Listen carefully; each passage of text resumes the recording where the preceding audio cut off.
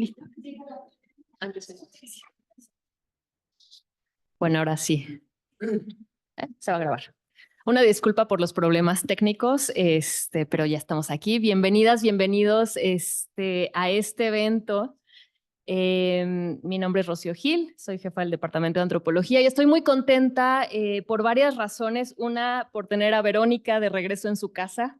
Es hija de la UAM, entonces siempre es un honor recibir a personas egresadas y acompañada con Keith Denemiller, estoy pronunciando bien, gracias. Agradezco mucho esto. Estamos aquí para la presentación del libro Memoria a través de la imagen, en donde las fotos de Keith y el texto de Verónica nos invitan a reflexionar sobre las imágenes como dispositivos de memoria.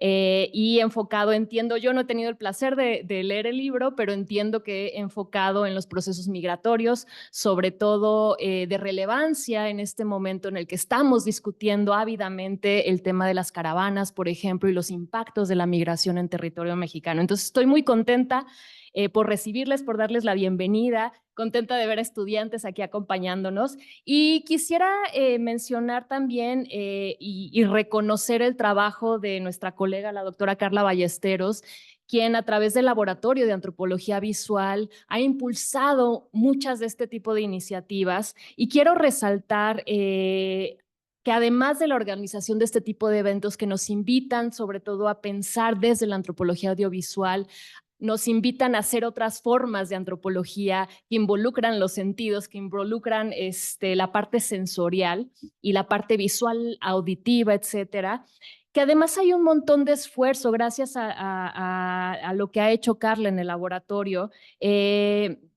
por una labor que es una de las funciones sustantivas de esta universidad, que es la divulgación y la difusión de la cultura. No solamente se están organizando eventos de este tipo que son de corte académico, de gran relevancia, sino también ustedes sabrán que se ha promovido últimamente el podcast EMIC y ETIC, en donde se está también promoviendo la labor de la antropología, sobre todo desde personas egresadas de licenciatura, maestría, doctorado, que nos sirve no solamente para saber qué hacemos como comunidad, sino también difundir el trabajo hacia afuera y para que la gente vaya aprendiendo qué es esto de la antropología y en particular cómo podemos transmitirla más allá de la academia. Entonces aplaudo mucho estos esfuerzos que ha impulsado Carla y bueno, además sabemos que hay muchísima producción en el laboratorio y demás. Entonces sí quiero resaltar esto porque esto es parte de un conjunto de actividades que tiene anualmente el Laboratorio de Antropología Visual y no quería dejarlo de lado. Agradezco también el apoyo de todo el equipo del Departamento de Antropología, particularmente para este evento, pues como siempre, nuestra querida Vicky Martínez nos apoyó en la parte logística. Y pues sin más, la verdad es que nada más estoy aquí para darles la bienvenida, agradecerles su presencia, desearles a los colegas que sea una presentación del libro muy exitosa. Ya lo veremos, tendremos la oportunidad de leerlo y ya nos invitarán ustedes con su conversación. Muchas gracias y con esto pues damos inicio al evento.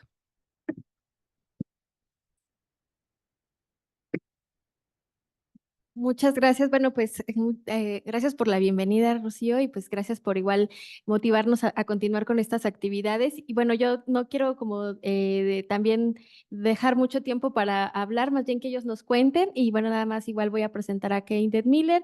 Él es periodista independiente y bueno, tiene un largo trabajo y justo veníamos platicando que es un poco como antropólogo de closet porque tiene un arduo trabajo sobre temas de religión, de magia, de migración y demás. Y bueno, también Verónica Ruiz, bueno, ella viene por parte de la DEAS en el INA, ella es investigadora.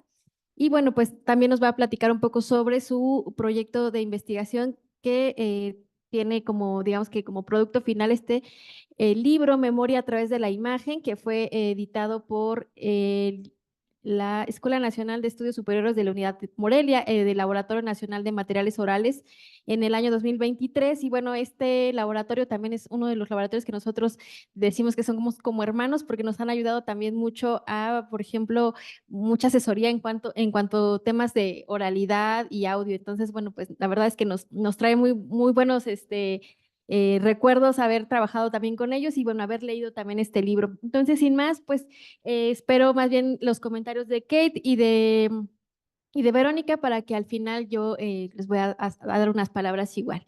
Pues bienvenidos y bienvenidas también a ustedes.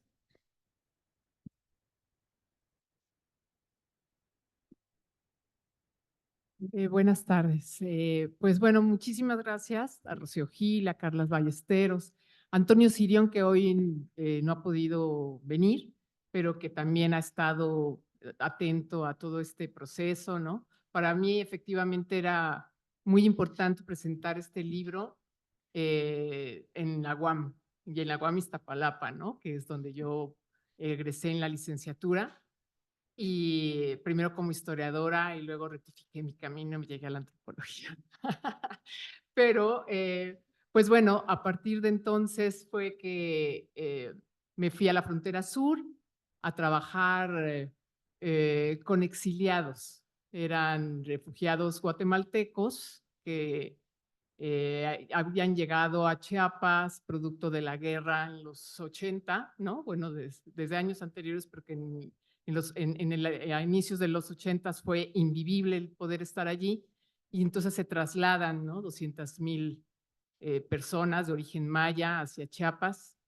Y les vamos a ir contando un poco la historia de, más que del proceso de estas comunidades, el cómo coincidí con Kit Dan Miller, ¿no? En un trabajo maravilloso. Primero me gustaría como situarlos. Quiero saber cómo poder compartir la pantalla. En este, pues estaba ya listo para compartir. Para ponerles un mapita, sí, aquí me está. Sí, gracias. Que tengan más idea del lugar del que estamos hablando. A ver, yo lo... Este. Ahí está. Ahí ya lo ven, ¿verdad? Ajá. Muy bien. Bueno, pues estamos hablando del sureste mexicano, de la frontera de Chiapas con el departamento de Huehuetenango, en Guatemala. Y pues bueno, estos son los municipios que están dentro del departamento de Huehuetenango, Guatemala, de donde parten pues muchas de las comunidades que hasta la actualidad, desde 2001 y hasta la fecha, yo trabajo en Chiapas. Como les dije, más que migrantes económicos, eran desplazados forzados, ¿no? Por motivos de conflicto armado. Ya después, cuando decidieron naturalizarse como mexicanos, o sea, en los 90 el gobierno mexicano les da la posibilidad de retornar de manera segura a su país, ¿no? Con acompañamiento de la ONU, organizaciones de derechos humanos, en fin, fue un proceso larguísimo que ahorita no viene al caso, pero no podría contarles, es muy largo. Pero la mitad de la población, cuando menos, decide quedarse en Chiapas, en México, y naturalizarse. Esas comunidades son las que yo les doy seguimiento. Ya en los últimos años sí he ido como a trabajar a Guatemala, aquellos que retornaron, ¿no? Que tuvieron que hacer un proceso a través de fundación comunitaria. Y particularmente este libro se produce con población que era donde está el circulito San Miguel Acatán. Se autodefinen ellos como migueleños, ¿no? Por el santo patrón, San Miguel, y hablan la lengua acateca. Ahora forman parte de pues, la pluralidad que tenemos lingüística en el país, ¿no? Son parte de los 68 pueblos más variantes en México. Y pues aquí se ve un poquito las aldeas de donde partieron en el 81.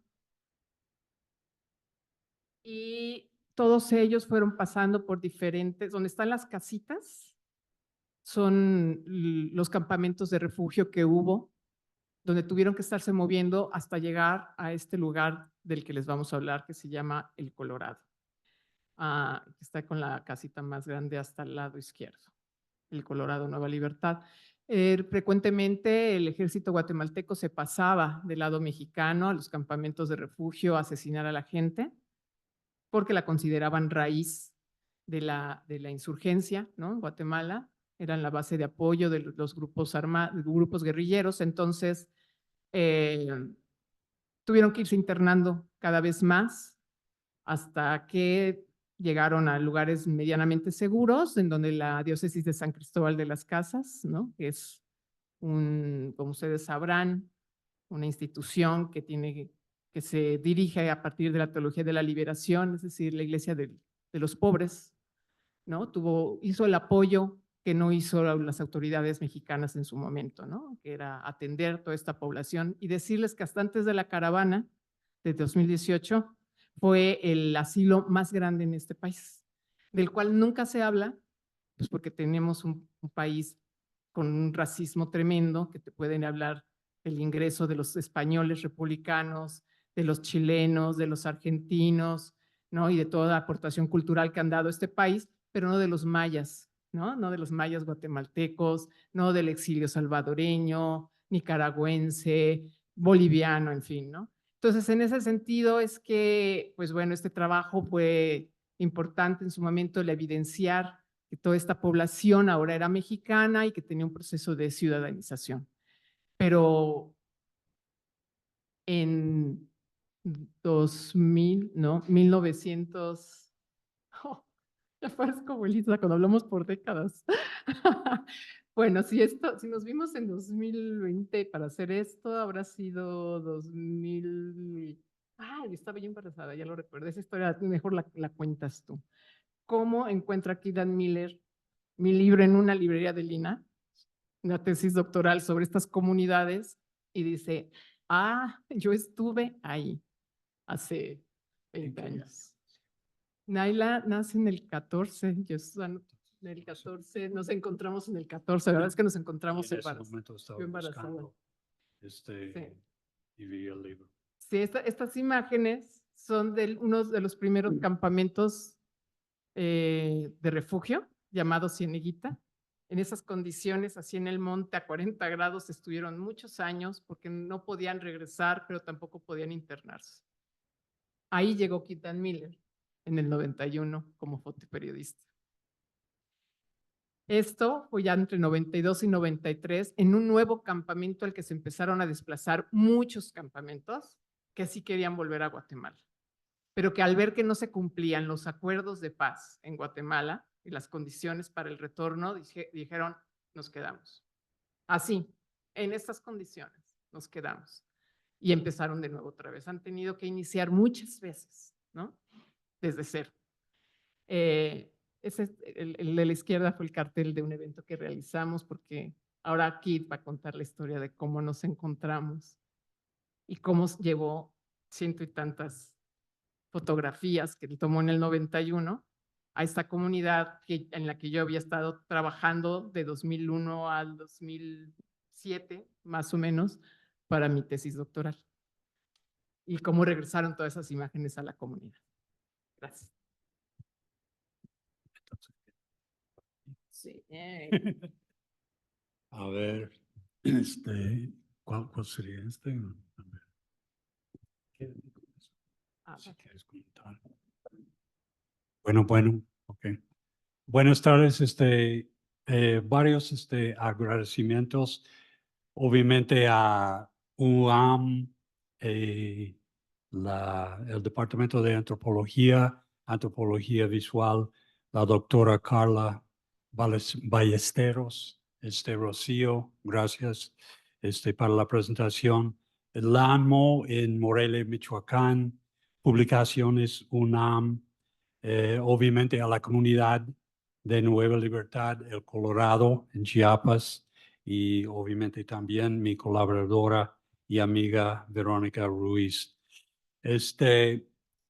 Podría decir un poquito sobre, hay varios anécdotas sobre el libro. Caracterizando el libro, yo creo que la palabra que podemos utilizar es que ha sido una odisea. Varias piedras en el camino para publicar este libro, pero a la vez la odisea que hemos hecho para publicar no es nada comparado a lo que habían pasado a los acatecos mexicanos que están allá en el campamento.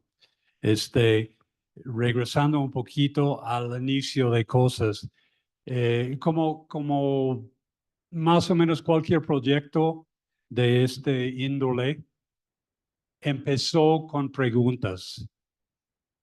Cuando yo llegué aquí en 1987, afilié con una agencia de foto, Imagen Latina, un grupo de fotógrafos muy comprometidos con la idea de tener una agencia independiente, no dependiendo del gobierno, no dependiendo de otros publicaciones, periódicos, revistas. En este lapso tenía una relación con ellos muy simbiótico.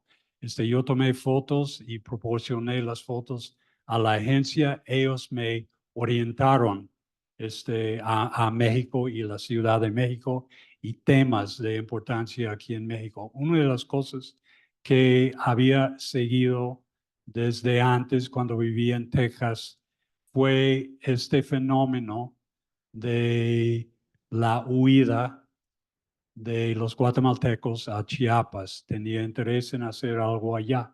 Entonces, una pregunta en este momento con la agencia Imagen Latina, 1990, empecé a pensar, la pregunta era si esa gente, había en 1990 la idea de que algunos, como Verónica mencionó, quisieran regresar a su país de origen.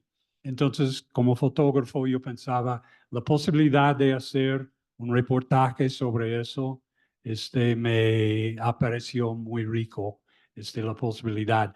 Pero también el otro lado de la misma moneda, si ellos quisieran quedar en México, también sería algo. Entonces, empezó la idea, que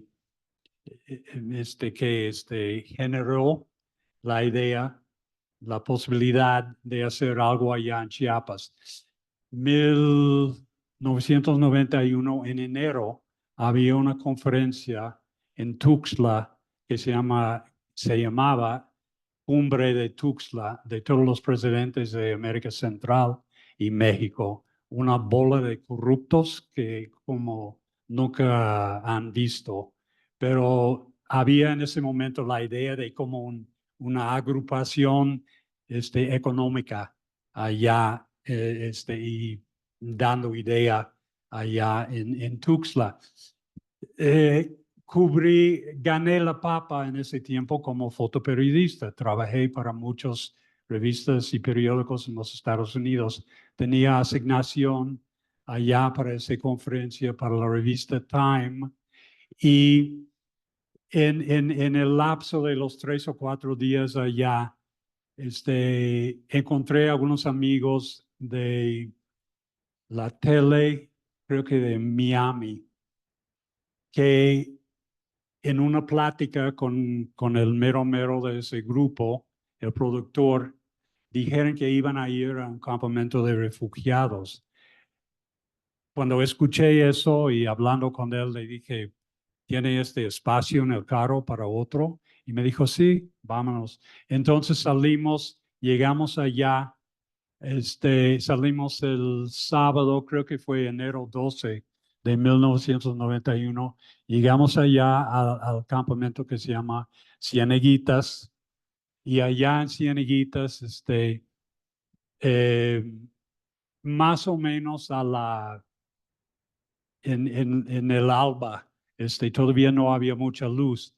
Y quisiera leer lo que yo escribí en ese momento sobre un chavo. A ver,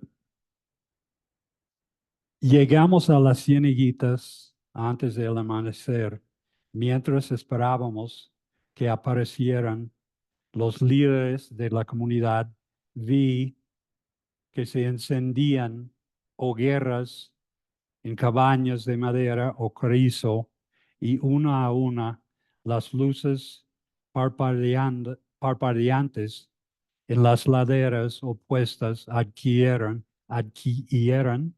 la apariencia de cientos de luciérnagas. Después de hablar con los líderes del campamento y recibir permiso para fotografiar, salió el sol y una multitud de niños pequeños se reunió a mi alrededor. La curiosidad superó su miedo de un extraño alto con cámaras esparcidas.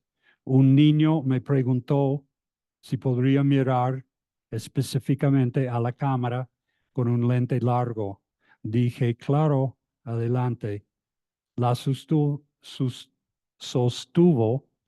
y entrecerró los ojos para mirar el visor. Recorrió las laderas cercanas y luego las montañas distantes con este nuevo dispositivo desconocido. Le pregunté qué buscaba con tanta atención en la cámara y contestó, solo quiero ver mi casa en Guatemala, pero no puedo. Este pequeño acontecimiento allá me movió muchísimo. Yo pensaba que en realidad lo que este chavo lo que hizo o lo que estaba haciendo fue en un sentido una representación casi espiritual de toda la comunidad. Al no ver su hogar a través de la cámara, se dio cuenta, sin decirlo, de la necesidad de construir un nuevo hogar en un nuevo país, patria. Hablando un poquito de otras cosas allá en Nueva Libertad, este es la elección de ellos. Es como la zona se llama el Colorado.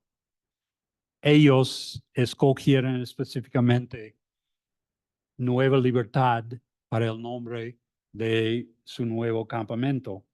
Correcto, ¿no? Sí, cuando deciden quedarse ya definitivamente en México, Ajá. se lo nombran Nueva Libertad.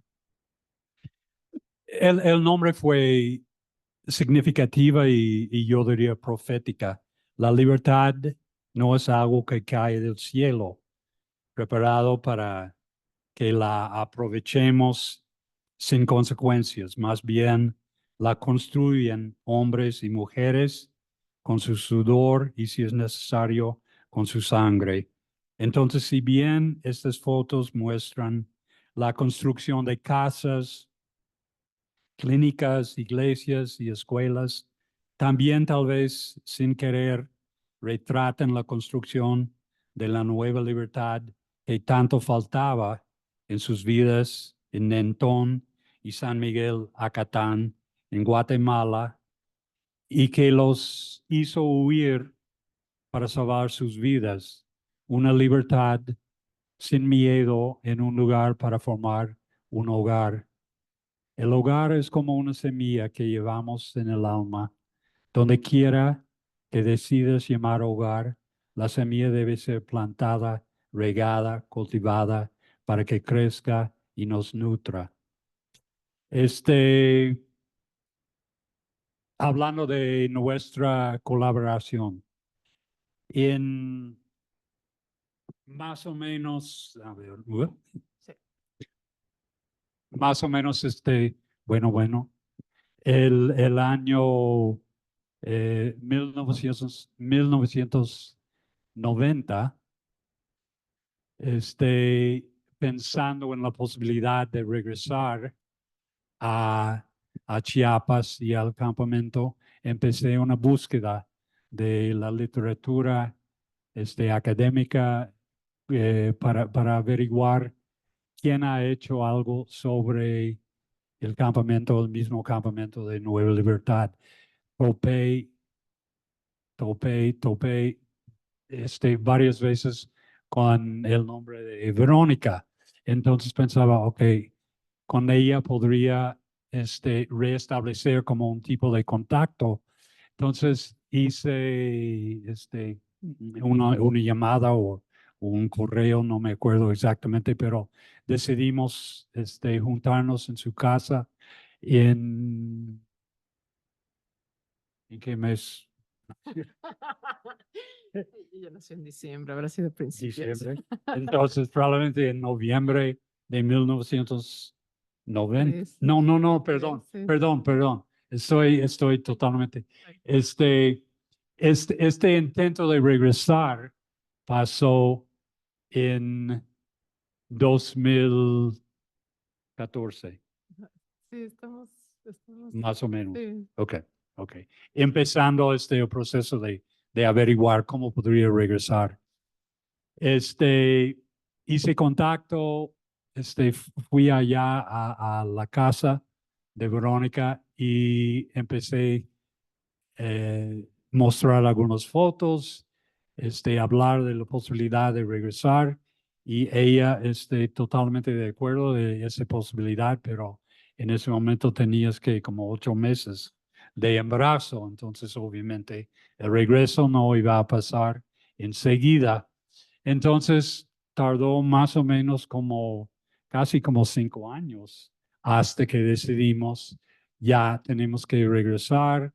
Había la posibilidad de hacer algo en conjunto con el aniversario 40 del inicio en 1982 de la política de exterminación por el gobierno de Guatemala. Entonces, empezamos a planear, y tú quieres hablar de eso. Sí, tú hablas de. Sí, para mí era una oportunidad también. O sea, a mí fíjate, me cayó del cielo porque ya lo vivirán después de la tesis doctoral. Se te viene la chamba, se te vienen compromisos familiares, nunca vuelves a ser tan feliz como en la tesis doctoral, porque le dedicas muchísimo tiempo, te quedas meses en campo, jamás vuelves a tener ese tiempo para invertirlo en un proyecto. Y pues si bien yo seguía trabajando Chiapas, iba a otras regiones también, ¿no? Esto es en la zona muy cercana donde están ahorita los balazos cotidianos entre el cártel de Jalisco y el cártel de Sinaloa. Es la carretera panamericana hacia Guatemala, por donde cruzas oficialmente a Guatemala. Está a unos minutos la comunidad. Y yo ya me había ido a trabajar hacia la zona Lagos, que los que conozcan Chiapas ubicarán Lagos de Montebello, todo esto, y la zona selva, justo para comparar los procesos de refugio, ¿no? Que no eran iguales en todos los guatemaltecos, ¿no? Tendríamos que hablar de procesos distintos de refugio de acuerdo a la región de donde estaban y su participación en el movimiento armado, ¿no? Y su ingreso, por dónde habían ingresado a México. Entonces yo estaba en ese proceso y después decidí embarazarme. Y allí uno como mujer tiene que hacer un freno total a otros proyectos, ¿no? Que se tienen, ¿no? Uno deja de ser antropóloga por un rato para convertirse en la mamá. Así que el que apareciera Kit hablándome, además de manera fabulosa sobre esa comunidad que yo había estudiado y que no entendía del todo al inicio porque era una comunidad que a diferencia de las otras en el mismo municipio acateco, ¿no? El que se llama La Trinitaria, no quería hablar su lengua ya, no quería hablar de la historia, ¿no? Del refugio, no quería hablar de su participación en el movimiento armado en Guatemala, no obvio, ninguna comunidad de estas luce ya el traje tradicional de su municipio de origen, porque al entrar el Instituto Nacional de Migración los acosaba como acosan ahora a todos los migrantes, y entonces tenían que pasar desapercibidos y lo primero que les pidieron a las mujeres era quitarse el corte, ¿no? Esta falda que utilizan y su blusa maravillosa. y la enterraban para no quemarlas, para que no las ubicaran. Para ellas era tan importante identitariamente que las escondían bajo la tierra pensando que meses después iban a poderlo retomar, ¿no? Pues fue un proceso de 10 años.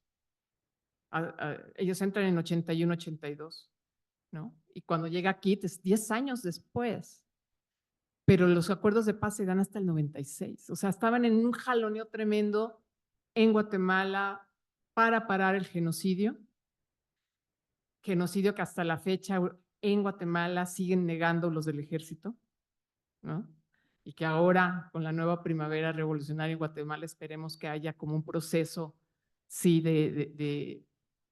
bueno, allí se ha trabajado mucho el tema de la memoria histórica, pero que se limpien instituciones, que se reconozca lo que hizo el gobierno, ¿no? Y el ejército. Pero el asunto es que cuando se les ofrece en el 91 al 93 que retornen, pues estaban los balazos aún y los acuerdos mínimos no se cumplían. Y para dividirlos, ¿no? Los mandaban a zonas distintas a las de su zona de origen, ¿no? En donde no pudieran ni comunicarse con la gente del lugar, eran otras lenguas, lugares en donde no había acceso a nada, en donde no había agua, las tierras eran rocosas, no se podía sembrar, o sea, unas condiciones que casi que pedía el gobierno guatemalteco que no regresaran, ¿no? Y pues sí, muchos, como la gente del Colorado, decide mejor quedarse, ¿no? Quedarse, y entonces sí se convirtieron en migrantes después, ¿no? En migrantes económicos, cuando parte Naciones Unidas, dice, bueno, terminó mi papel en México, se quedan como campesinos sin tierra en Chiapas, donde ha habido, es uno de los estados con mayor conflicto de tierras en el país, ¿no? Entonces ahí se convierten en migrantes económicos y pues bueno, así con el acateco, sin hablar el español muchas veces, pues se van hacia la zona de Los Ángeles, en fin, ¿no? Ahí hay una comunidad muy grande, organizada también. Y en el 96 se firman los acuerdos de paz y hay mucha movilidad entre la población maya, que queda del lado guatemalteco, y la que queda del lado mexicano, ¿no? Hay mucha movilidad más allá de la Guardia Nacional, de las fronteras geopolíticas. Hay un intercambio cultural, religioso, cotidiano, continuo, de comercial, pues porque a la gente de la frontera le es más fácil comercializar productos entre ellos que ellos ir hasta la capital de Guatemala o de Huehuetenango y las zonas y las comunidades chiapanecas, ir a sus cabeceras municipales que están a horas. Y eso que ahora ya tienen la carretera fronteriza gracias al zapatismo, ¿no? Que en el 99, con tal de meter los tanques militares contra los zapatistas, pues empezaron a hacer carreteras en el lugar. Pero es decir, son regiones difíciles. Y todo esto, pues bueno, comienza a ser registrado, era inaccesible, y toma un registro de esto. Y yo en la tesis, pues menciono que queda una especie de culpa política en esta comunidad, ¿no? En donde habían roto con los que decidieron quedarse en México, ¿no? Desde un inicio y naturalizarse, y habían roto ahora con el movimiento revolucionario en Guatemala. Entonces se quedan en un limbo político y además asediados todo el tiempo por el ejército mexicano, por migración, por la marina, que también los llevaban ahí a perseguir a la gente. En fin, lo que querían era olvidar, ¿no? A veces las cosas duelen tanto que lo que quieres es olvidar. Y de allí, que de las comunidades zacatecas que yo trabajaba, esta en particular, no se veía elemento observable alguno.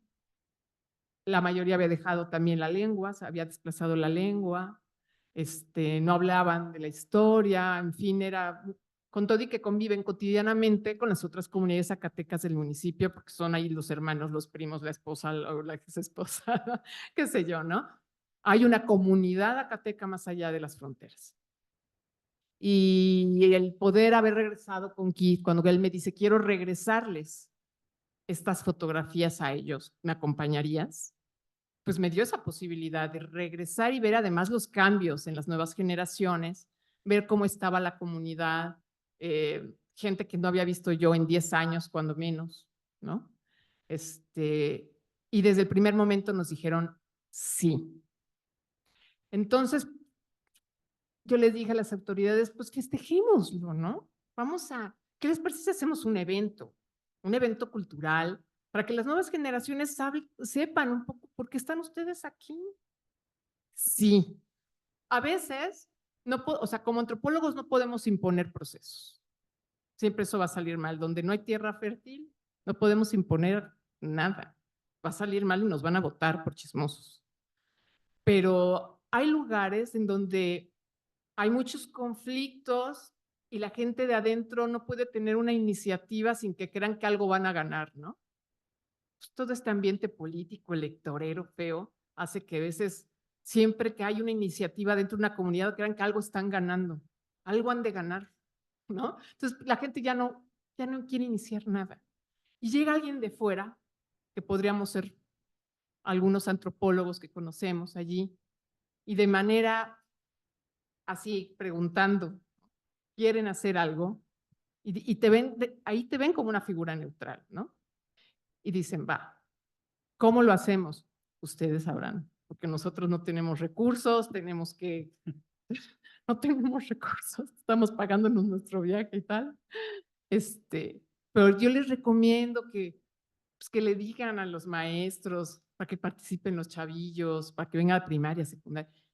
Todo lo organizaron. Nosotros llegamos 5 días antes, ellos decidieron, una mujer que estaba al frente de la comunidad, como suplente de la gente municipal, organizó todo en las escuelas hasta el nivel bachillerato, hicieron danzas que en 30 años, y en 40 desde que llegaron, pero que en 30 años de fundación de la comunidad jamás habían hecho un festejo que conmemorara el tema del refugio, ni con sus bailes, ni con su marimba, ni con su lengua. Ahora habían organizado hasta un programa de radio entre los niños en Acateco para preguntarle a los ancianos cómo había sido el refugio, ¿no? Y nosotros lo que pensamos es que teníamos sí que regresar las fotos. Kit de su bolsa imprimió todas y nos pusimos en una primera visita a buscar a las familias que aún quedaban en la comunidad. Más de la mitad, yo creo, ¿no? Logramos ubicar, muchos habían regresado a Guate, pero sí logramos como ubicar a muchísimas familias. Y esta fue por ejemplo, una de las primeras familias que logramos ubicar. Días antes había llegado, ahorita lo vas a ver en el PDF, ¿no? La fotografía en grande que Julia trae en las manos. Su niño, cuando llegó en el refugio, tenía como 3, 4 años. Y es la persona que está ahora con su camiseta azul celeste, que acababa de llegar ahora de Estados Unidos, después de 15 años, una cosa así. Entonces, para ellos fue muy impactante porque fue regresar a la historia de todo el proceso, ¿no? De la guerra, del refugio, de la pobreza infinita y tenerte que ir a Estados Unidos con lo que tienes. Y pues bueno, ahora esa comunidad tiene mucho más infraestructura que muchas comunidades mexicanas, ¿no? Que no han podido migrar como ellos, ¿no? Entonces, Kira entregó estas fotografías a todos los que pudieron, pero también queríamos hacerlo colectivamente. Y hicimos la impresión de fotografías en lona, en alto formato, que colocábamos en las calles de la comunidad, para que sin tapujo alguno llegaran y lo vieran. Y entonces por primera vez pudieron estar como varias generaciones viendo la foto y diciendo, ah, sí, aquí es donde estaba la iglesia, aquí es donde estaba la casa de no sé quién, esta persona, ay, claro, es mi comadre, no sé cuál, ¿no? Y los niños escuchando, ¿no? Por primera vez la historia, ¿no? Y en las escuelas empezaron a hacer los murales, de acuerdo a la historia que les contaban. La foto de la izquierda somos Kitty y yo en la casa donde nos recibieron, en donde empezamos a organizar las fotos junto con ellos. Pero es decir, fue un evento al final en donde nosotros solamente dimos un empujoncito, porque todo lo organizaron ellas, las mujeres, como siempre. O sea, los hombres facilitaron, ¿no? Logísticamente algunas cosas o económicamente, ¿no? El ir a la frontera, a la mira línea fronteriza, a recoger a la reina y princesa migueleña guatemalteca que están aquí, traer una marimba del lado guatemalteco, ese tipo de cosas. Pero toda la organización del evento se le echaron las mujeres en la comunidad, ¿no? Entre ellas se organizaban. Y en la noche pudimos, más allá de la exposición, el poder proyectar al mejor estilo Cinema Paradiso, pues todas las fotografías, ¿no? En la noche. Nada más una noche así de luna llena, maravillosa, de verdad que el universo nos trató bien ese día. Y fue muy padre porque yo con el micrófono iba preguntando, a ver, ¿los reconocen? ¿No?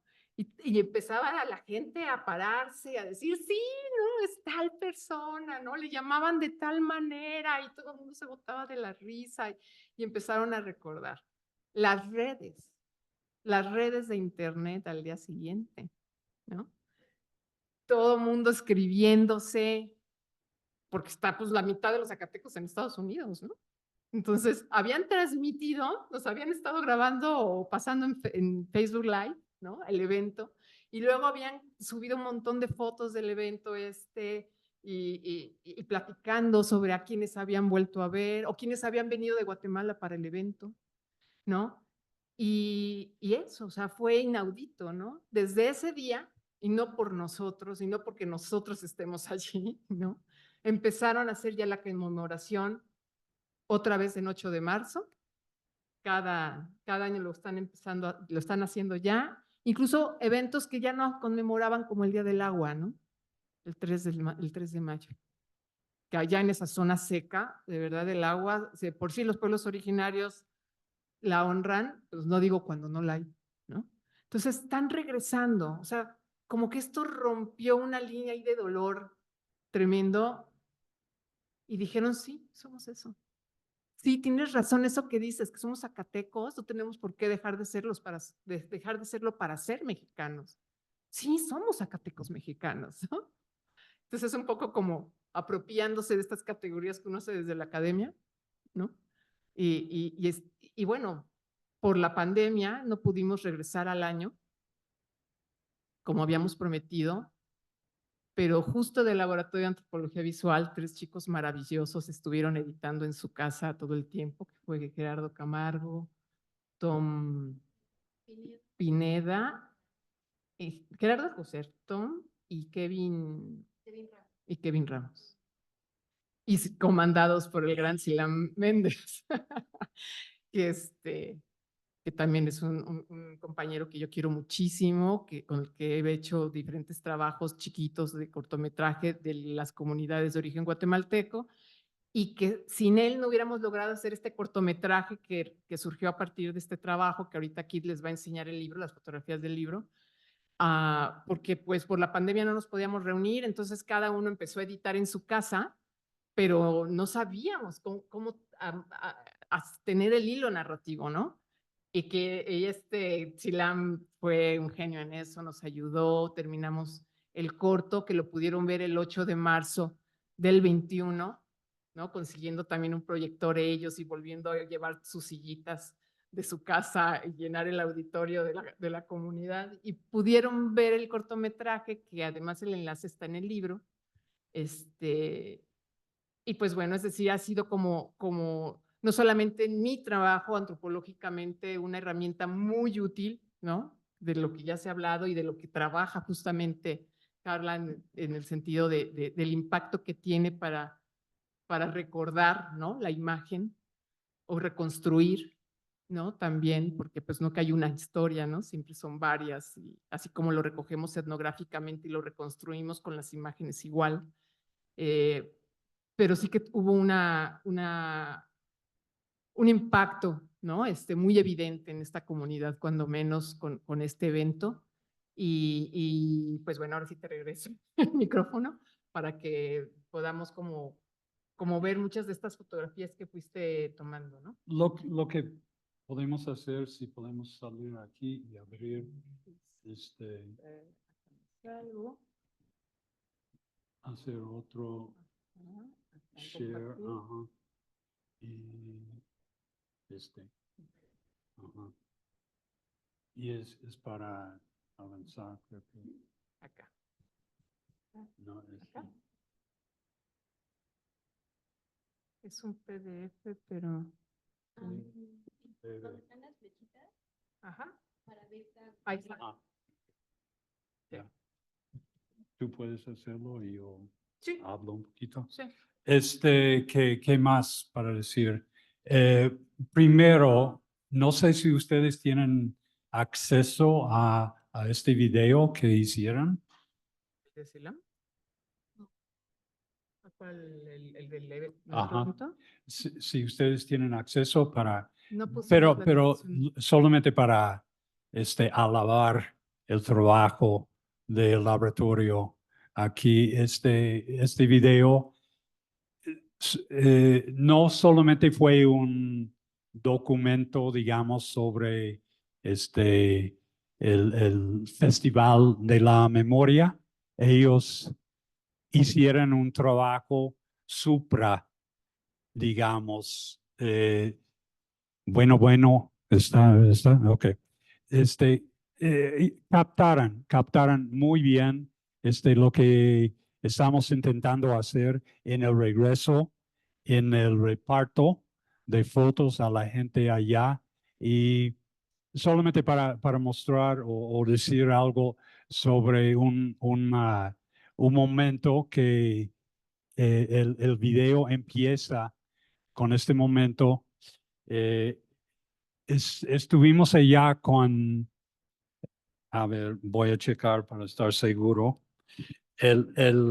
la señora Ujú. de la portada, ¿cómo se llama? Ajá, en este momento Lo voy te a lo checar. Bueno, pero bueno, la historia fue bonita porque esta persona resulta que le había dado de comer a Kit en el 91, cuando él llegó. O sea, imagínense un momento en donde todavía está el conflicto armado en Guatemala, y conflicto que fue financiado por Estados Unidos, y que llegue de repente Keaton Miller diciendo que si puede tomar unas fotos, es maravilloso. Le dijeron sí, ¿no? Entonces él llegó, caminó y fue ella, justo, que además es una mujer preciosa, agradable, bellísima, quien le daba de comer y cuando lo volvió a ver, te reconoció. Se llama Isabel. Isabel. En el inicio del video, ese momento en que presenté a ella una foto de su hijo, Irwin. Entonces, el video capta ese momento de la presentación de la foto y ella diciendo, sí, sí, es una foto, pero ¿quién es? ¿Quién es? No sé quién es. Entonces alguien, off cámara, dice, mira, mira, mira. Entonces finalmente alguien tenía que decir, es su hijo. Sí, no Y reconocía a su hijo. después de como 30 años, ella dijo, o después 30 segundos, 30 años, ella dijo, ah, sí, es Irwin, sí, ay, no sabía, pero sí es Irwin.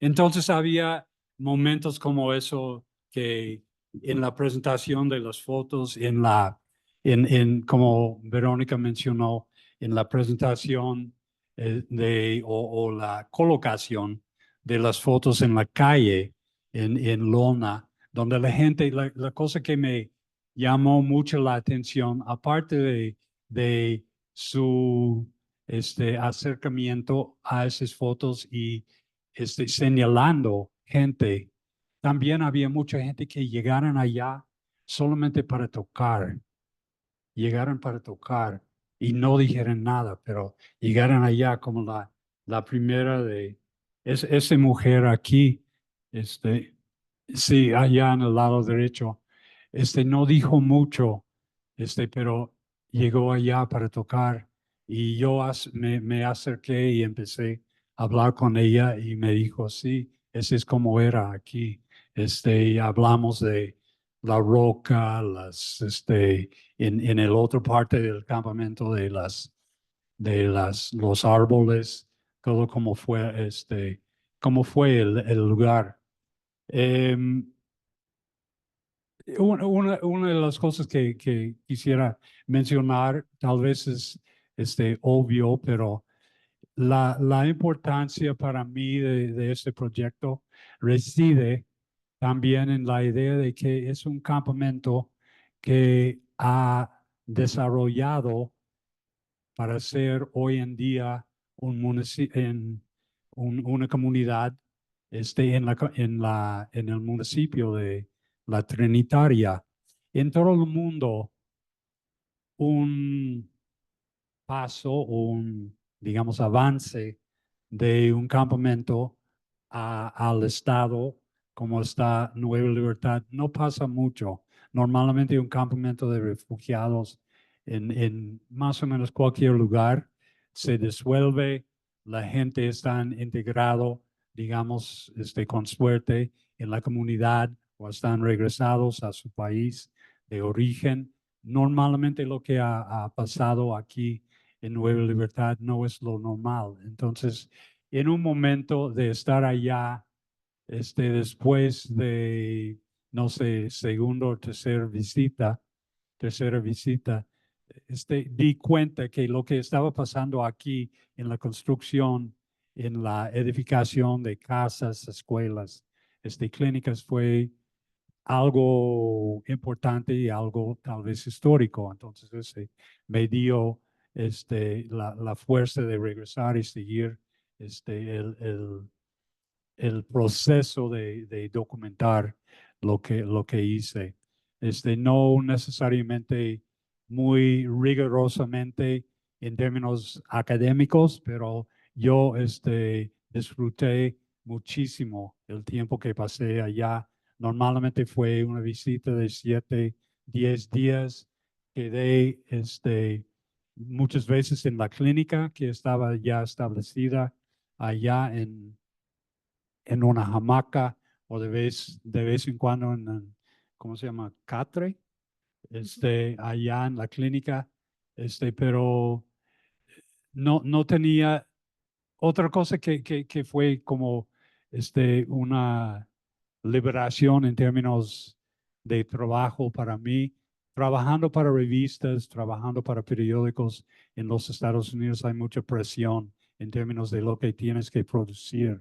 En este tiempo en Nueva Libertad para mí fue un poquito más chill, un poquito más leve, un poquito más, yo podría diseñar y decidir lo que quisiera hacer. Y yo creo que me dio la oportunidad con este ambiente de trabajo, obviamente la recepción de la gente allá, de sacar lo que pueden ver en el libro.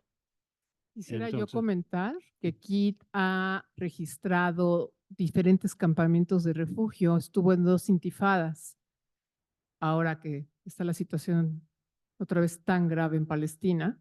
Bueno, él cubrió 2. Tiene, en este momento, este año, ¿no? ¿O fue el año pasado? Estamos como viejitos. Publicaron en Turquía el libro de las fotos que él ha registrado, ¿no? Del lado palestino, o sea, nuevamente el gringo metiéndose, no cómodamente en el lado de Israel, sino en el lado palestino y aprendiendo árabe, además, déjame presumirte.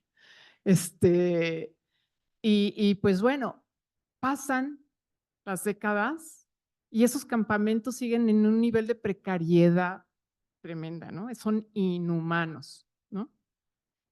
Aquí lo que registra aquí es cómo los zacatecos tuvieron el poder de la resiliencia, ¿no? Para poder modificar su comunidad, ¿no? Con las remesas. Porque pues ahora seguramente el gobierno de Chiapas se ha de aplaudir muchísimo y dentro del área de las relaciones internacionales, el caso del refugio guatemalteco se pone como un ejemplo, ¿eh? De cómo lo hizo México muy bien ante la crisis humanitaria, ¿no? De los 80s, cuando todo eso lo salvó en primer momento la diócesis de San Cristóbal y después ellos convirtiéndose en migrantes, ¿no? Entonces, para él fue muy importante hacer este registro para poner como, pues eso, a través de la imagen, ¿no? Como claro el tema de la voluntad política y de que si se facilitan condiciones, por supuesto que se integran social, culturalmente, por supuesto que pueden convertirse en otra cosa los campamentos de refugio, ¿no? Cuando no los bombardeas 24 horas, ¿no? ¿Qué Entonces, más? sí, no sé más bien si quieren como entrar en Sí. algunas preguntas. Sí, yo creo que vamos a tener un espacio de preguntas porque estoy muy segura que aquí las y los estudiantes tienen muchas, pero bueno, yo quisiera destacar así tres breves cosas para no tampoco robarme el tiempo. Una, pues es justamente los diferentes usos de la imagen, ¿no? Como veníamos platicando, no solamente aquí la imagen es un registro que sí fue en 1991, un registro muy importante de las condiciones del refugio, y de vueltas cobran otro significado, ¿no? Que era lo que decíamos, que es en realidad una eh, metodología de la antropología visual que se llama fotoelicitación y que digo, sin saberlo ustedes, lo han incorporado muy bien y que es una, digamos, es una metodología un poco medio, les decía que era medio el patito feo, porque claro, como que todo mundo cuando estás en la universidad quiere hacer fotos más que revisar archivos, ¿no? Entonces, es una metodología muy padre también porque te ayuda como a acercarte a la gente y evidentemente ustedes lo que ayudaron es un poco a reconstruir este tejido social de esta comunidad, ¿no? Que de por sí pues se ve bastante afectado y amenazado por las condiciones actuales, que es el tema de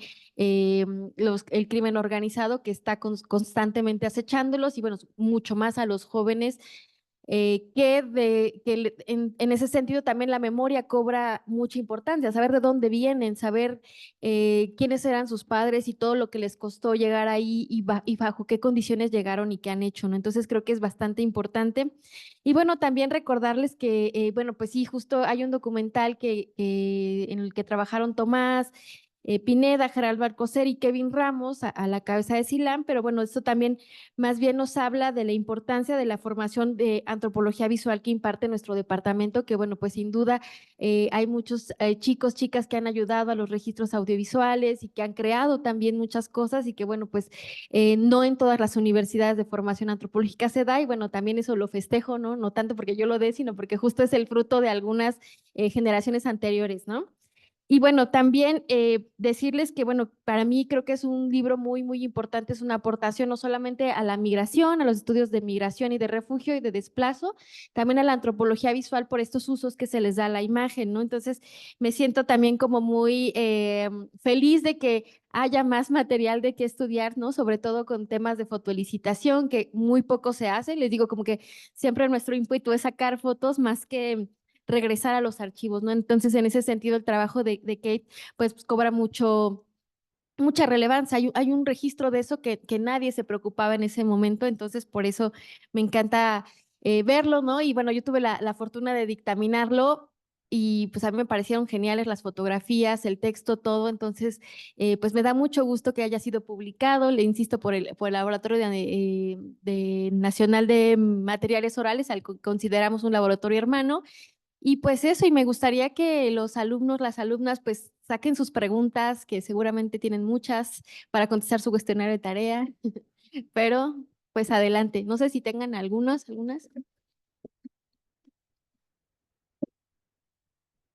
Ya hablamos mucho. Creo que te van a pasar.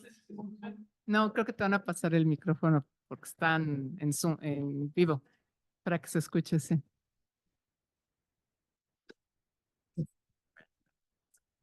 Gracias por la exposición.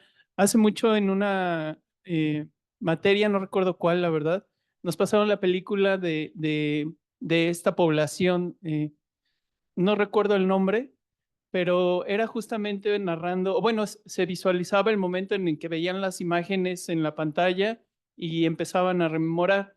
No sé si el fotógrafo Kit estuvo ahí o tuvo que ver en la película. Esa es una pregunta. Y dos, hacia Kit, ¿qué les interesaba a estas personas, a los pobladores, de ti, de este personaje tan radicalmente distinto a ellos, ¿no?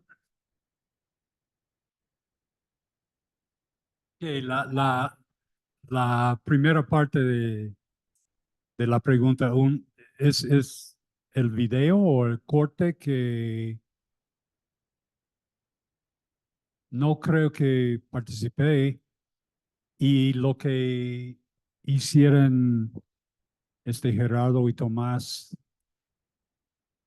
aquí, parezco, no, no creo. Hay imágenes de todos, ¿no?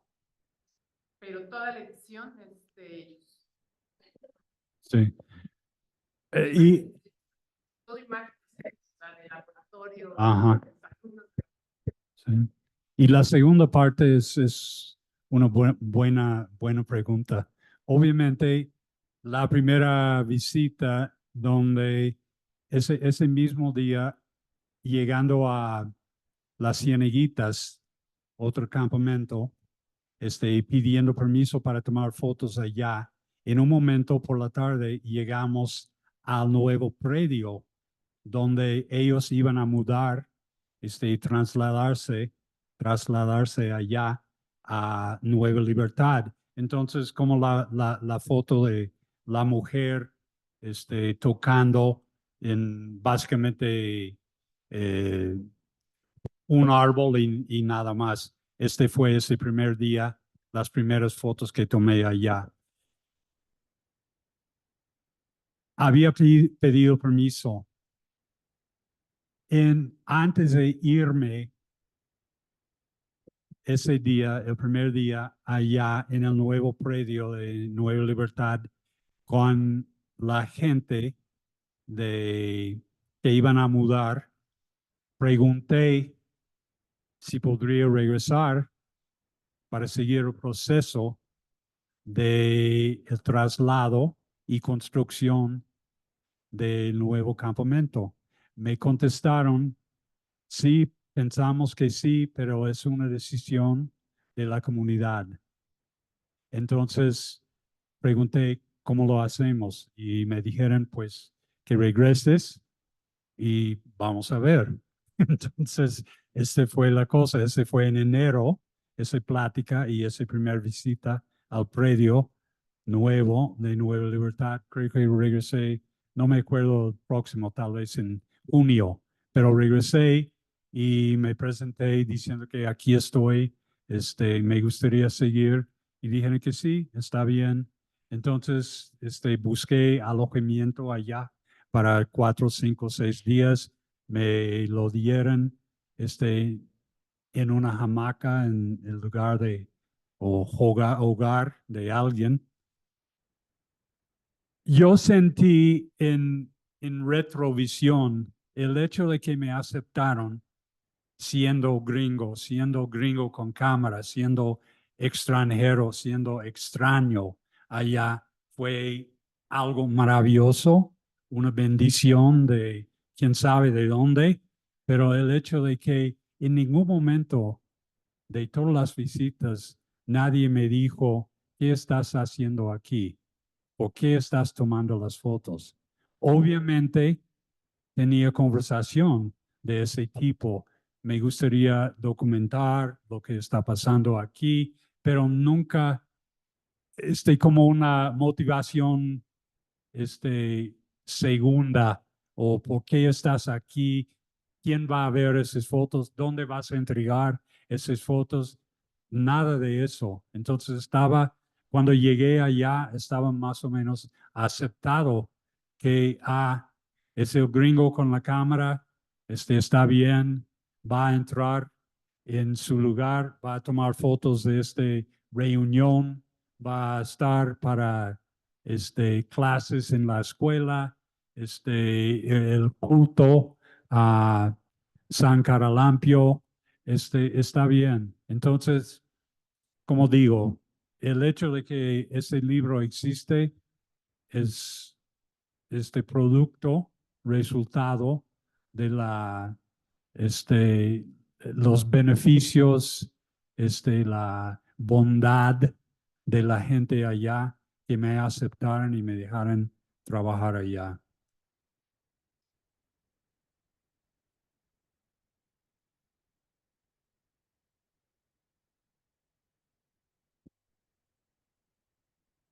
Bueno, volviendo un poco a, pues, haciendo una reflexión, bajo el contexto donde pues, salió esta comunidad y todo. Yo me imagino que más que nada para una especie de fotoperiodista o periodista en general, pues es muy fácil irse a fotografiar y yo lo pensaba, tal vez para ti pudo haber sido más fácil ir a fotografiar estos abusos que sufrían estas personas, ¿no? El proceso de cómo fueron tratados por las instituciones, etcétera, dependiendo de lo que hayan vivido.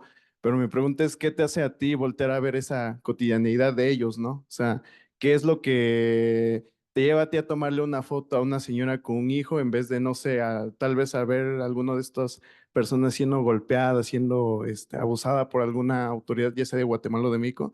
¿Qué te hace a ti voltear a ver esta parte de la cotidianidad que yo siento que más que en algunos casos cae que también se busca retratar alguna especie de miseria o pobreza, hacer una especie de, lo llamamos nosotros como la porno pobreza, ¿no? O buscar alguna especie de apelar al sentimiento de lástima de las personas. ¿Qué te hace a ti hacer estas fotos que más que un sentimiento de lástima es como un sentimiento tanto del recuerdo, pero también de dignidad? Porque representas a las personas no como pobre gente que está sufriendo a causa de esto, o sea, sí sufren de problemas sociales, pero también tienen una cierta dignidad, ¿no? Y en segunda parte, ¿qué pensabas tú hace 10, hace 20 años haciendo estas fotos en retrospectiva a lo que ahora has hecho, ¿no? Yendo a dejar las fotos, viendo el cambio de la comunidad? ¿Qué es lo que a ti te hace pensar? Déjame, a propósito, voy a leer algo. Escribí que ellos son, a ver, ¿dónde estamos?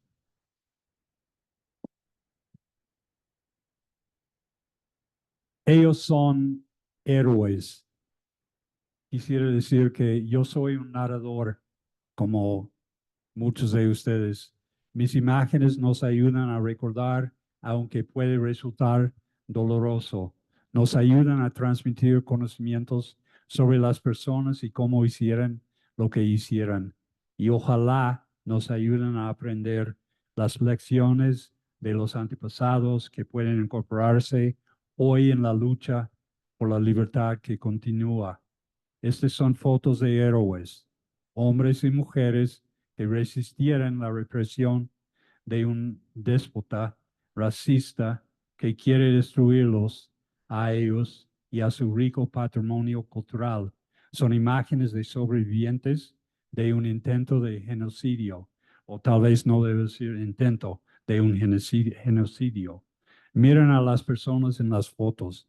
Así es como se ve un verdadero héroe. Eso es lo que hace los de coraje. Excavar cimientos para nuevas casas y escuelas, preparar comidas de subsistencia, lavar ropa junto a un canal de riego. Ese libro es una forma de homenaje a las personas que tanto sacrificaron para hacer realidad nueva libertad. Es una crónica de esperanza. Fui muy privilegiado tomar fotos de la gente de Nueva Libertad. No sé si ese contesta lo que estaba preguntando, pero sí, obviamente en un momento pensaba, mis colegas, Antonio Turok, José Ángel Rodríguez, Marco Antonio Cruz, varios otros, había retratado el proceso de la huida y la llegada a Chiapas, fotos increíbles. Yo pensaba que yo no estuve aquí para eso, pero ¿qué puedo hacer para retratar este proceso de reestablecimiento de hogar, reestablecimiento de país, arrancando un pueblo y replantando, si quieres, en otro lugar? Y pensaba en exactamente lo que hice en este libro.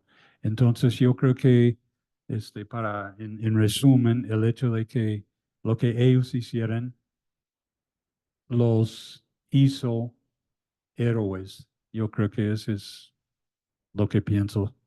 Y lo otro que siento de ver esas fotos después no es como 20 años, es como 30 años de ver esas fotos. Pues que finalmente estuve allá en términos, digamos, muy fríos. fotográficamente. Yo estuve allá para grabar, para recordar lo que vi y lo que hicieron ellos.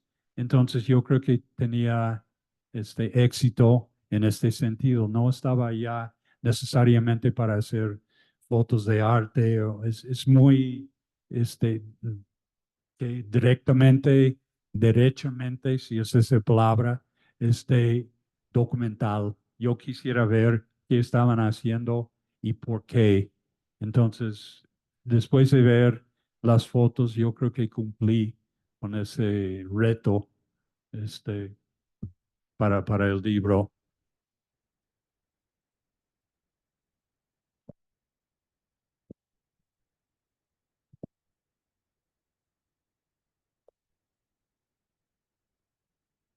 Bueno, yo solamente quiero hacer una aclaración antes de la pregunta, que es, ya vieron que hay fotos a color, que son las 3 llegadas que hubo después del evento.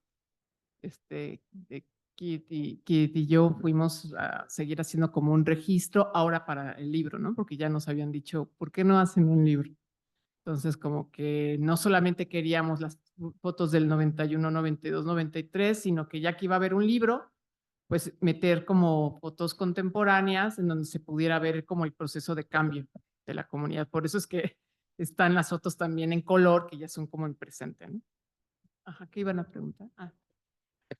Solamente quisiera agregar algo a la pregunta sobre mi presencia allá. Yo creo que en términos de trabajar como antropólogo, fotógrafo, fotógrafa, en una situación así, siendo extranjero, la química personal, la química social, la química entre personas es de la más importante, el elemento más importante que tienes que establecer.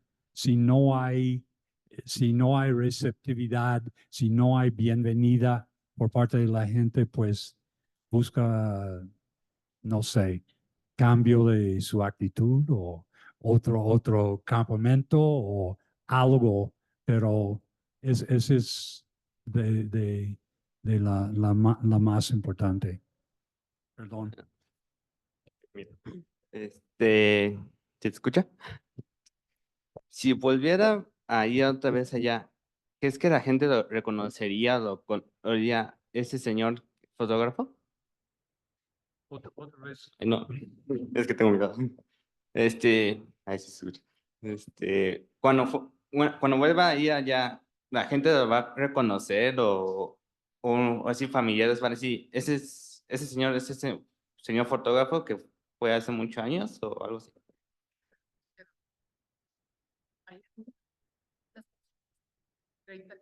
Ah, 30 años después. Sí, algunas personas sí, sí. No, obviamente no todos, pero y presentando fotos, en el momento de presentar fotos, algunos dicen, sí, sí, sí, yo me acuerdo que estuviste aquí. ¿Cómo se llama el de Don Polo? De la tienda. Ajá. Él creo que sí hizo un comentario sobre mi presencia allá, pero que 4 o 5 personas de la comunidad tal vez me reconocieron.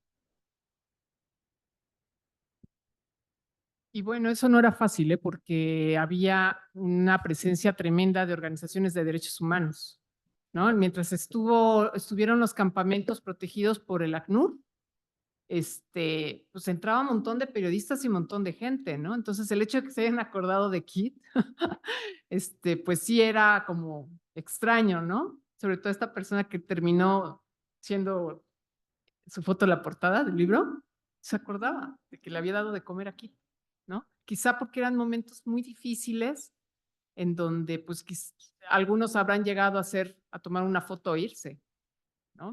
Y no te quedas, y no platicas, y no convives, ¿no? Les quiero decir, para simplemente encuadrar el comentario de Carla, ¿no? Y antes de que se me olvide, antes de pasar a la siguiente pregunta, que la persona que está aquí en la foto, en el lado izquierdo, don Francisco, o Chico, como le llaman, pues bueno, exguerrillero, no sé, tiene casi el tamaño de mí, pequeñito y fuerte, rudo de roer. Y además formaba parte del comité que fue a ver las tierras que estaba entregando Guatemala para que regresaran. Él regresa con otras 2 personas a decirle a la comunidad, nos están viendo la cara. Todo eso lo sé por alguien más. Él nunca quiso hablar conmigo. 3 años yéndole a comprar refresco para ver si hablaba conmigo. Es la tienda que está en el centro y nunca deja de atender. Ahora que fuimos, tiene hasta pantallas de este tamaño que yo nunca podré comprar en su tienda para ver que no se lleven cosas, ¿no? Trabaja, eso sí, o sea, todo, cada centavo que tiene lo ha trabajado, ¿no?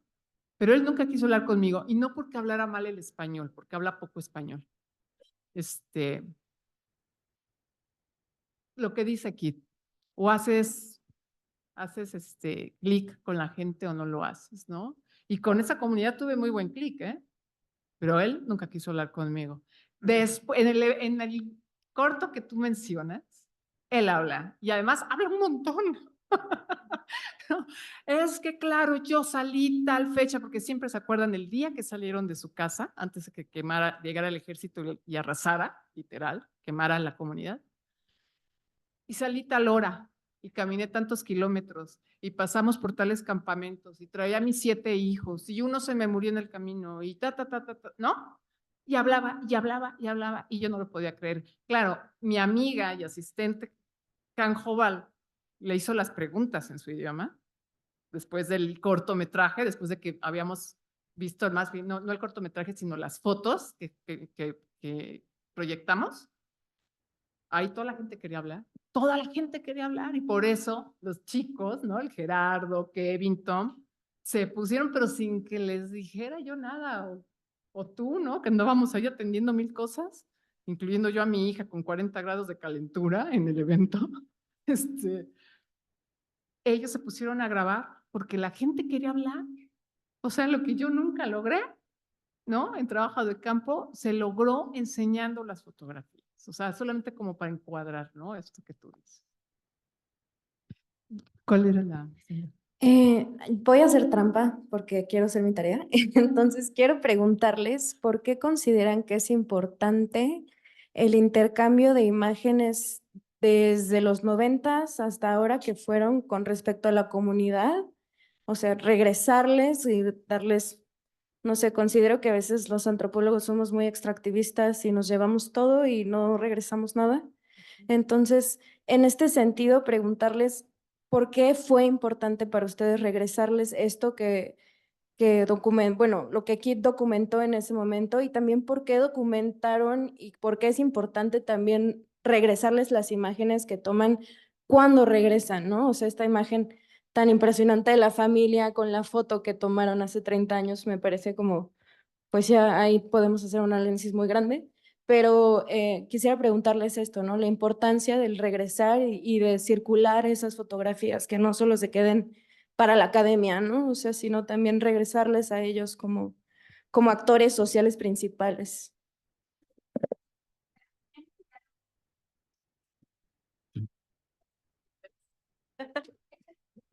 Ok, bueno, además ayuda con lo que acabas de decir, lo que ella preguntó.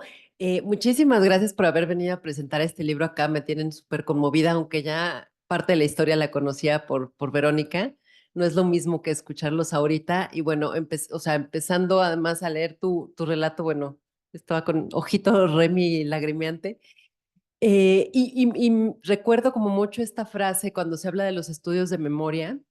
No recuerdo de quién es exactamente, pero que dicen que a la memoria no se llega, sino a la memoria se va.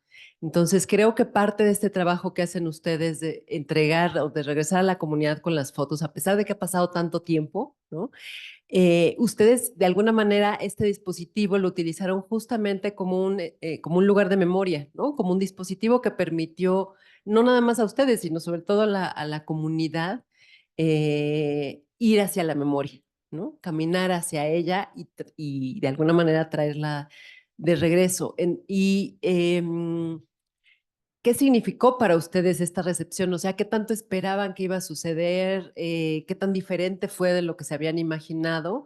Y yo estoy un poco intrigada, creo que parte de la historia ya la contaron, pero seleccionar una foto de portada no es cualquier cosa, ¿no? Es bien difícil. Y las fotos son increíbles, hermosas, súper conmovedoras, duras, ¿no? También nos hablan de digamos, en mi cabeza, aunque conozco algo del estado de Chiapas, pues en mi cabeza Chiapas es verde. Entonces ver esta parte así como mucho más serrana, agreste, seca, es un poco, o sea, sí me están hablando de una comunidad que yo no conocía, evidentemente. ¿Y por qué esta foto? ¿No? Más allá de a lo mejor lo que ya nos contaron, ¿por qué elegir esa como foto de portada? Esta foto de portada.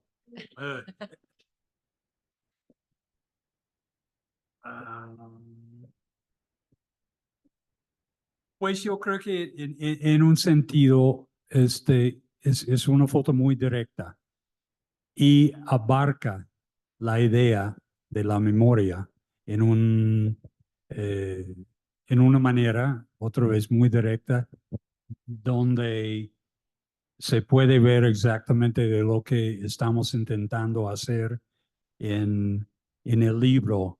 El hecho de que la foto puede ser como la mecha para la memoria.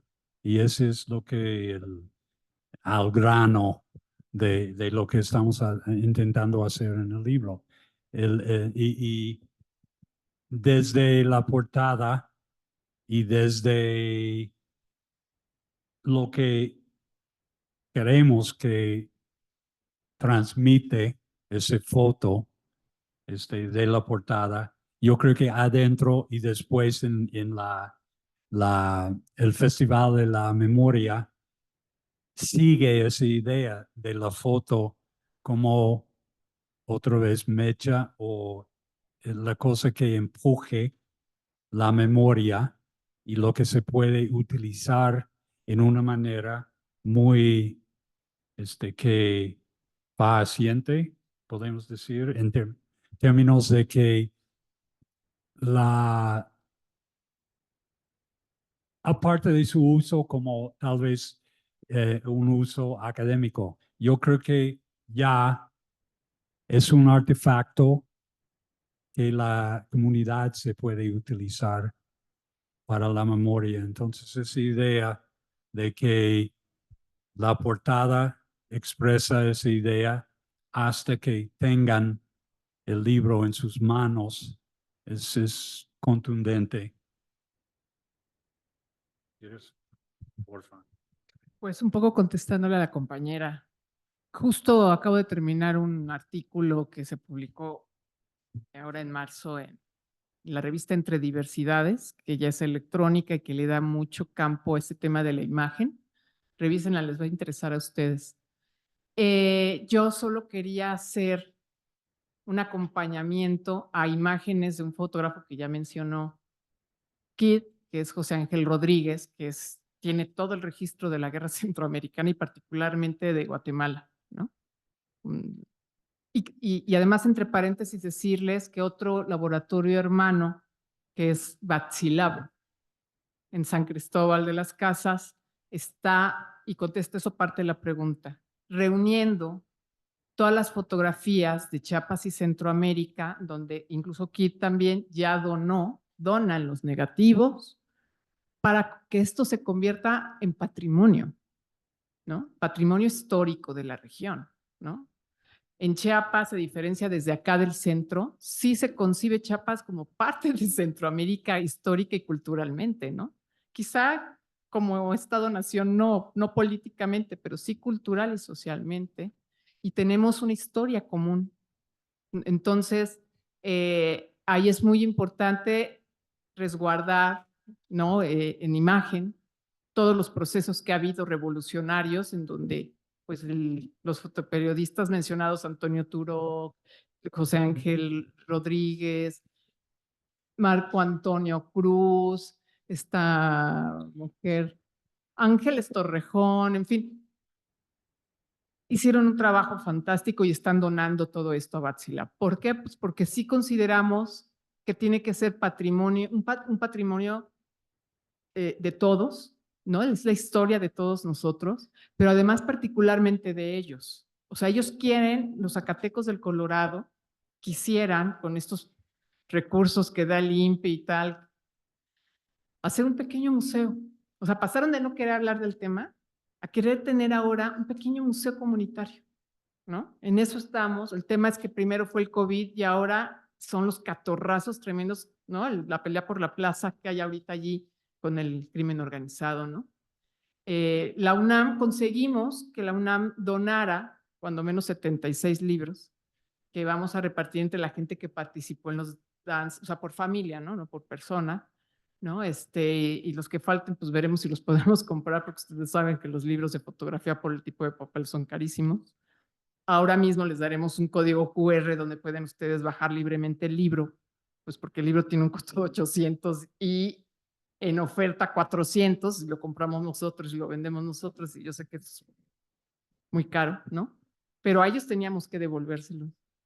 Es su libro, es su historia. Cuando supieron, cuando yo anuncié en Facebook que el libro por fin se había publicado, me empezaron a escribir de, ¿y cómo lo consigo? ¿No? ¿Te mando dinero? ¿Mm? Y entonces ya respondía yo, claro que no, ¿cómo crees?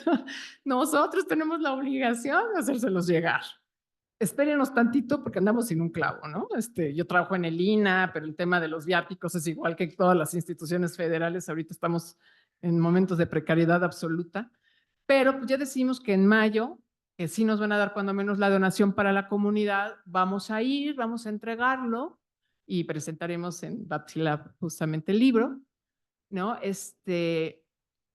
Pero bueno, tanto en este artículo que les menciono, ¿no? De la revista Entre Diversidades, que es sobre la fotografía como metodología etnográfica, ¿no? Al igual que, un momento, como una herramienta que te ayuda a hacer un registro etnográfico como lo hacemos en trabajo de campo, ¿no?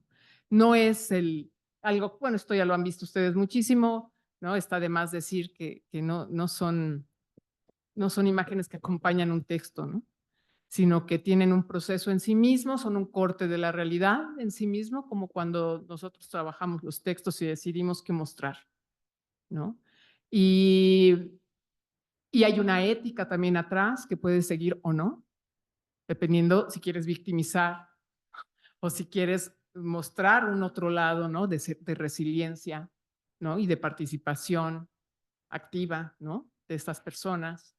Y justamente yo creo que por eso ellos pidieron las fotos además, querían saber cómo cómo se veían. Y en esta otra comunidad que también Kit conoce, que es el Colorado, que es la comunidad hermana Cateca, que está en el mismo municipio donde tengo el otro trabajo, ¿no? De la revista Entre Diversidades, pues ahí se discute todo este tema, el cómo quieren verse ellos, ¿no?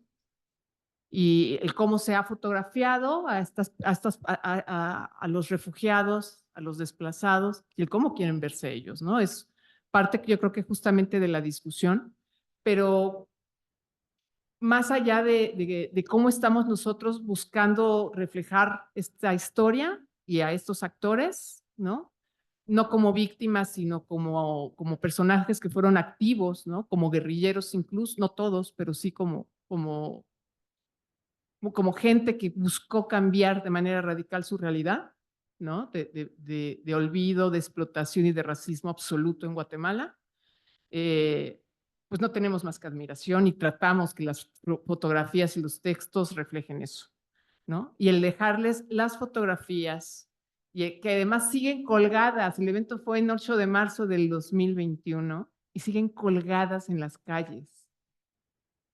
Por eso urge el museo, ¿no? Y el quererles ahora entregar su libro es justamente porque es a través de que se tienen que queremos que se enorgullezcan de su historia, no que lo lamenten, sino que lo puedan transmitir a otras generaciones. Solamente para agregar una cosa, en la importancia del libro, importancia de la foto.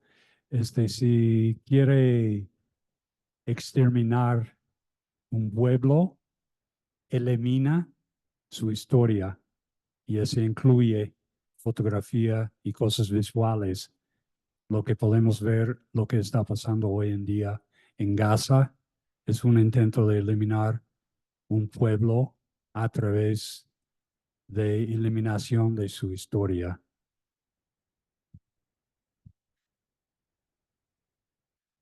Hay una persona para cerrar. Naila.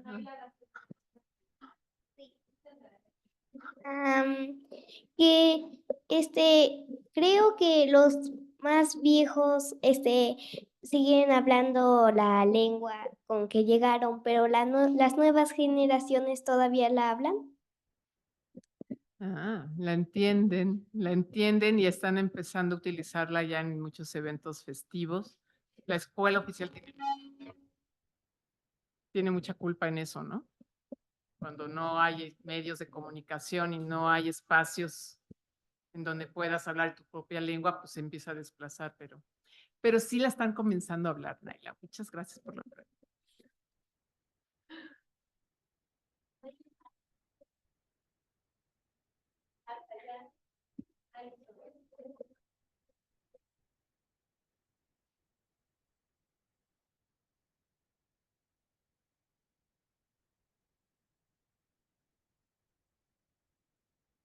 Bueno, antes que nada, felicidades. Efectivamente, son fotografías preciosas.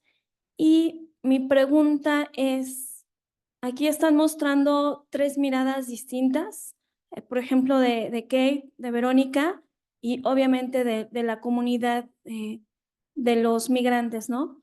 Aquí mi pregunta, porque sí me causa mi conflicto, el de cómo te quitas tu formación extranjera.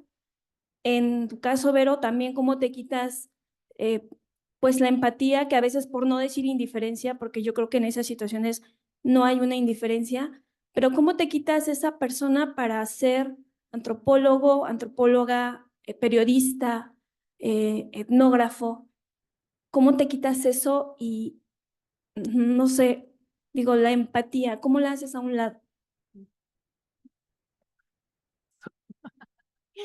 Pues mira, justo el artículo que les menciono, todo eso se discute, el tema de la ética, ¿no? Mira, yo no creo en esta posición positivista de la neutralidad. Creo, en cambio, que es muy importante decir desde un inicio de dónde estás colocado, desde dónde estás hablando, ¿sabes?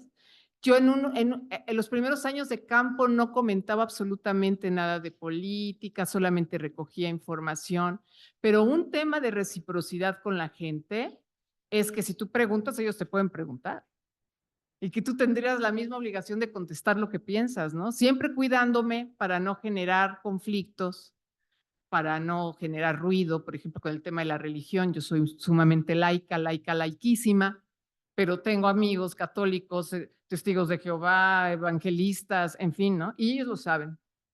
Aunque yo no lo decía directamente, era evidente que yo no corría el domingo a la iglesia, por ejemplo, ¿no?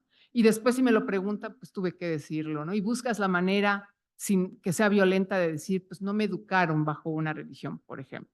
En la cuestión política también trataba siempre de tener una salida, pero creo que ante ellos y sobre todo al escribir, para mí era importante decir desde dónde estoy escribiendo, ¿no? Si eres una mujer o un hombre o el género que tú tienes y políticamente lo que eres, ideológicamente lo que eres, ¿no? Si eres de izquierda, si eres de derecha, si estás de acuerdo en respetar los acuerdos internacionales de asilo y refugio, si estás de acuerdo en que tendrían que practicarse aquí una serie de normativas respecto a los derechos humanos. Es decir, ya el texto deja ver en qué posición estás, pero yo creo que no está de más nombrarlo, porque despojarte de lo que eres es muy difícil. O sea, finalmente desde lo que tú eres y tu formación y tu historia familiar, tu historia de vida, va a hacer que mires lo que mires. En mi caso, por ejemplo, yo soy nieta de refugiados, ¿no? No guatemaltecos, sino de otra nacionalidad. Y un amigo argentino que es director de teatro y psicoanalista, como son todos los argentinos, ¿no? La mitad del país. Me dijo, pues no es casualidad, ¿no? Que tú estés trabajando exilio, ¿no? Y dije, pues sí, no lo tenía tan consciente, ¿no? Efectivamente, casi siempre en la tercera generación se busca recuperar la historia familiar. Entonces, pues yo lo traía, ¿no? Como una inquietud. Y acabó allí en Chiapas aplicándose, ¿no? Mi inquietud. Y ahora, de manera muy franca, porque además ahora están las redes sociales, cuando yo comencé de antropóloga, ¿no? En el 2001, no subo casi cosas personales, rara vez, y más bien son, sí, todo este tema académico, pero también posiciones políticas, clarísimas. Entonces, allí están todos mis amigos de las comunidades, ¿no? Que siempre te andan diciendo, te andan buscando en redes y tal, así que les queda clarísimo de qué lado estoy y qué pienso, y muchas veces seguramente no estamos de acuerdo. Quienes se quedaron son bastante escépticos sobre el proceso en Guatemala, ¿no? Y acá mismo, uno diría, estuvieron en la guerrilla, van a ser de izquierda en México. Están por el que les dé más láminas o agroquímicos, y ellos saben, porque lo hemos hablado, cuando menos los líderes, ¿no? Y amigos ahora, saben que yo estoy en desacuerdo, ¿no? Se los he dicho, no se dejen utilizar. Eso no lo hubiera dicho yo en los primeros 10 años de antropóloga, porque había que ser neutral, ¿no? Ahora sí le digo, Matías, no jodas. Te están utilizando, no vas a entregar el voto por un costal de agroquímico, ¿no? Y además agroquímico, ¿no? Porque son lo que entrega o semilla transgénica, ¿no? Es lo que está entregando la cabecera municipal. Entonces ahora tienen muy claro desde dónde hablo y siempre lo trato de hacer con mucho respeto y así nos tratamos, aunque no pensemos exactamente igual, ¿no?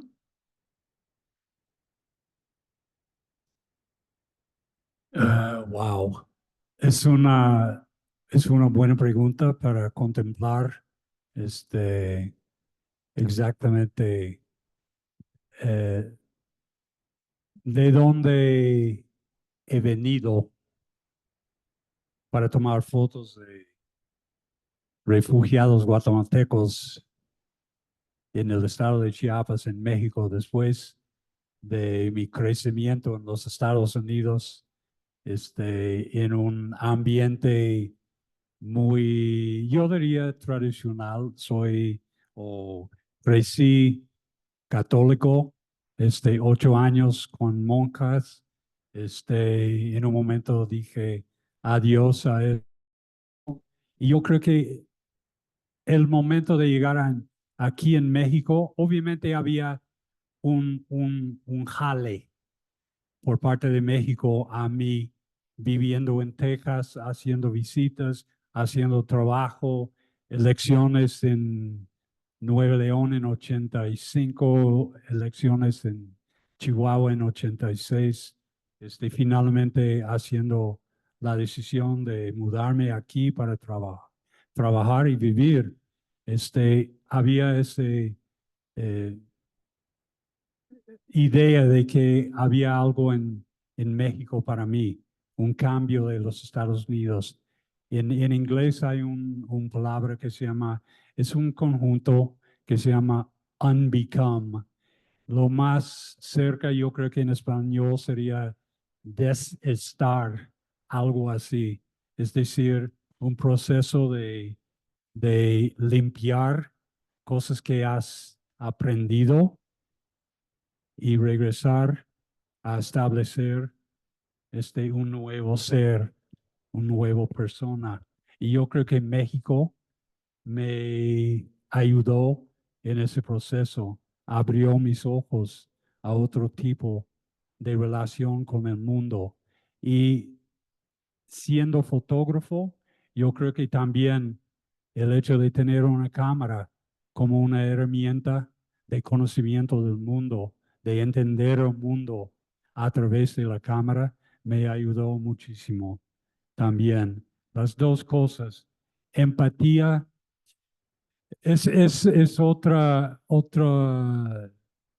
otro tema que yo no voy a decir que nací con empatía para todo el mundo, obviamente no, pero al mismo tiempo yo creo que hay algo en el, incrustada tal vez en el tema de migración, en el tema de búsqueda de hogar, en búsqueda de dónde pertenece alguien. Todo esas facetas de ese tema de dónde podemos tener un lugar aquí en el mundo donde nuestro corazón y nuestra alma dice, ese es tu lugar, ese es tu hogar. Yo creo que ese tema de una manera resuena conmigo.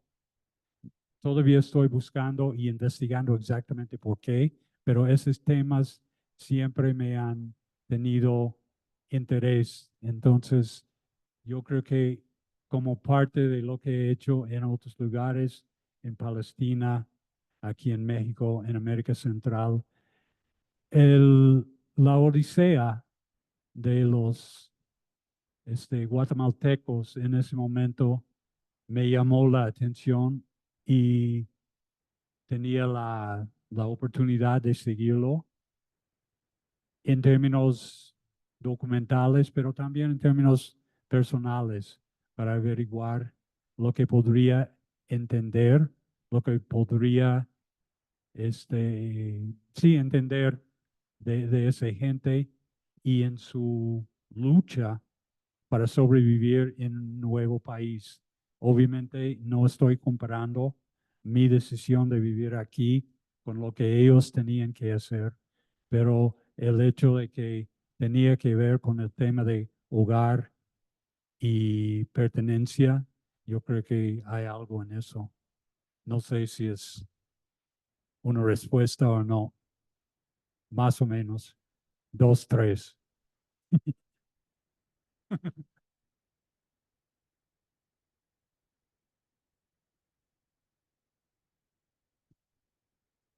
Bueno, pues creo que ahora sí ya se agotaron las preguntas.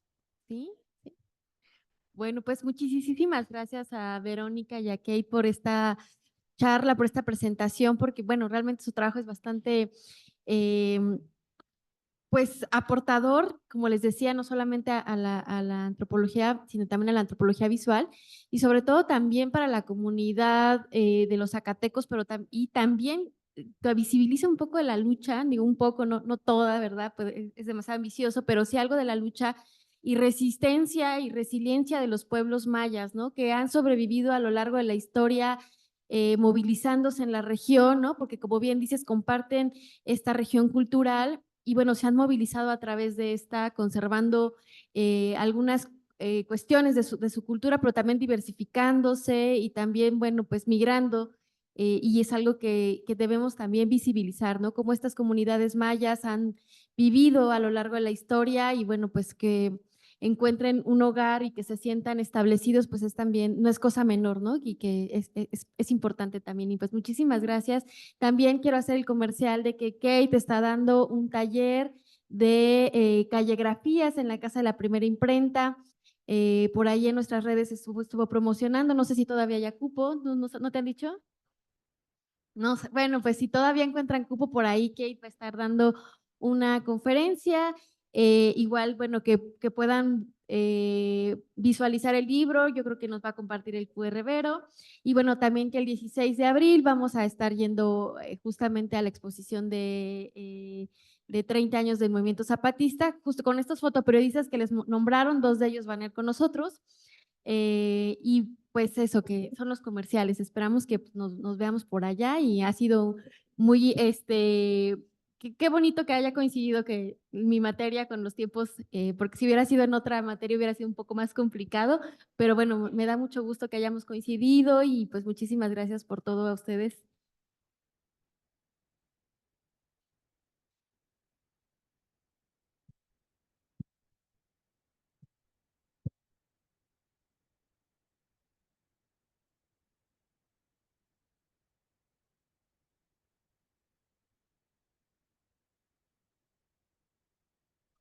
Sí, ¿la puedes terminar, por favor?